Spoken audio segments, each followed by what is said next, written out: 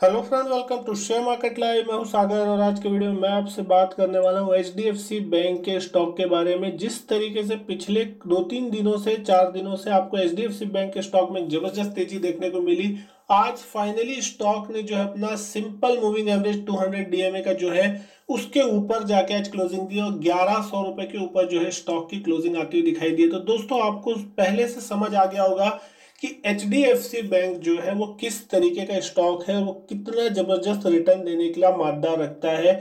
अच्छा quality stock होना किसे कहा जाता है वो इससे देख सकते हैं। जहां पूरी दुनिया, पूरी फाइनेंशियल सिस्टम खस्ता हाल में है, वहां पे भी ये स्टॉक जो है दिग्गज होने के बावजूद इतनी जबरदस्त तरीके से परफॉर्मेंस दिखाता हुआ नजर आ रहा है, क्योंकि लगातार जो है इस बैंक का मार्केट शेयर बढ़ता हुआ दिखाई दे रहा है और इस बुरे माहौल में भी एक अच्छे तरीके की परफॉर्मेंस जो है इस कंपनी की तरफ से देखने को मिल रही है। अगर हम बात करें मार्च के महीने में, तो लगभग मार्च के महीने से पहले 1300 रुपए तक के जो हाई थे इस कंपनी के लाइफ टाइम हाई लगते हुए दिखाई देते थे। उसके बाद एक गिरावट देखने को मिली थी स्टॉक में और 750 रुपए तक के जो लेवल थे मार्च के आसपास देखने को मिले थे। और उस टाइम इतना ज्यादा डर का माहौल था कि लोगों को ये उम्मीद थी कि 500-600 रुपए में भी ये स्टॉक आ जाएगा और क्या हो जाएगा, पैसा डूब जाएगा। हालांकि कुछ दिन परफॉर्म करने के बाद ये स्टॉक लगातार एक अपर ट्रेंड में अब काम करता हुआ दिख रहा है और आप देखेंगे लगातार हायर हाई हायर लो के फॉर्मेशन के स्टॉक कामकाज कर रहा है। नतीजे आए थे जब इसके कुछ दिनों पहले जुलाई में, तब ये स्टॉक 1150 के लेवल तक पहुंचता हुआ दिखाई दिया था और उसके बाद एक अच्छा खासा करेक्शन जो था स्टॉक में ऊपरी लेवल से देखने को मिला और 1000 रुपए के आसपास जाता हुआ दिखाई दिया था। लोएस्ट लेवल लगभग 993 के लगते हुए दिखाई दिए थे इंट्राडे में। लेकिन उसके बाद फिर फाइनली ये स्टॉक अब रिवर्सल देके फिर से ऊपर जाने की कोशिश कर रहा है और अब ये स्टॉक 200 डीएमए लेवल के ऊपर जाके भी क्लोज होता हुआ दिख रहा है आज के दिन। लेकिन दोस्तों, अभी यहाँ पे एक कंफर्मेशन इस चीज की बाकी है कि जब तक 20 दिन की लाइन और 50 दिन की लाइन जो है वो अगर 200 डीएमए लेवल को क्रॉस कर जाते हैं तो कंफर्मेशन जो होगा वो और ज्यादा कंफर्म होगा कि ये स्टॉक फिर ऊपर की तरफ बुलिश साइड में जाता हुआ दिख सकता है। जो इमीडिएट रेजिस्टेंस की अगर हम बात करें इस स्टॉक की, तो अभी जो सबसे बड़ा इमीडिएट रेजिस्टेंस है वो लगभग 1150 के आसपास ही देखने को मिलेगा, जहां ये अभी पिछले कुछ दिनों पहले जाता हुआ दिखाई दिया था। तो आपको ये समझना होगा कि यहाँ पे आपको प्रॉफिट बुक करना है या फिर आपको यहाँ पे जाके कुछ दिन होल्ड करना है, क्योंकि यहाँ पे आपको हो सकता है कुछ सप्लाई आते हुए डेफिनेटली दिखाई दे सकती है, लेकिन बहुत बड़ी गिरावट आएगी या यहाँ पे पूरा स्टॉक क्रैश हो जाएगा ये कहना गलत होगा।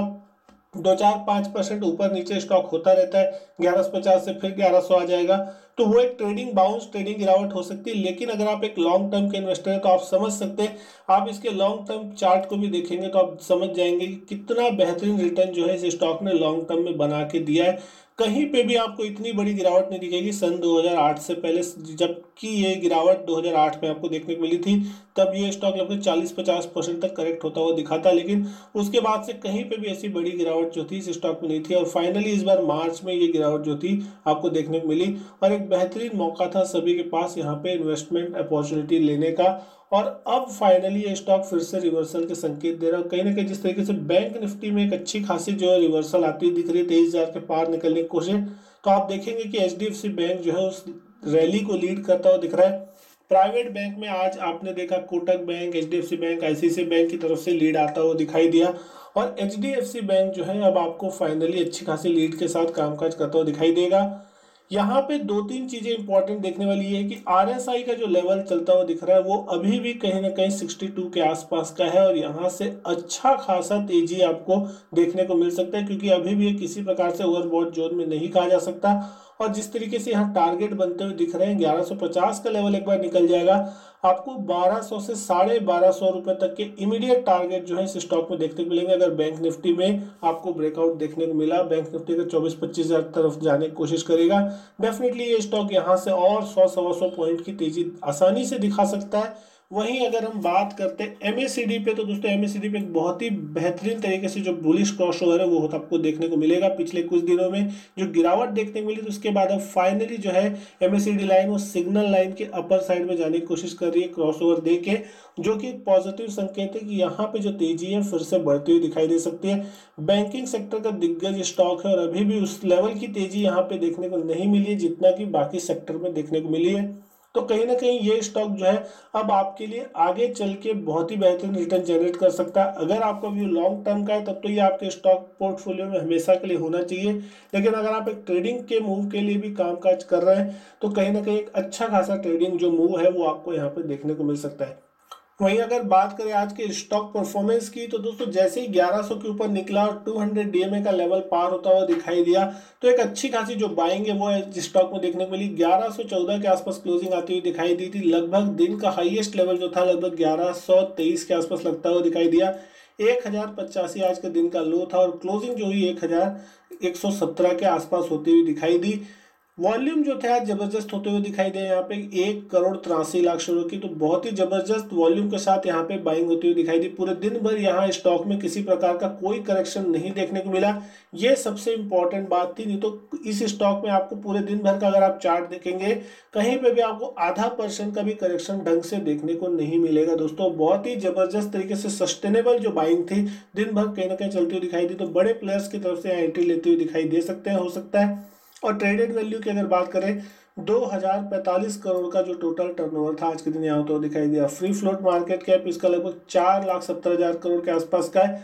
दूसरा सबसे बड़ा मार्केट कैप और सबसे बड़ा वेटेज जो है निफ्टी में इसका आपको देखने को मिलेगा रिलायंस के बाद। इसका जो 52 वीक हाई था लगभग 1305 रुपए का और इसका 52 वीक क्लोजर था लगभग 738 का लगा था 24 मार्च के दिन, जो कि एक सबसे सुनहरा लेवल था जहां पे आपको स्टॉक खरीदने का एक बार मौका मिला।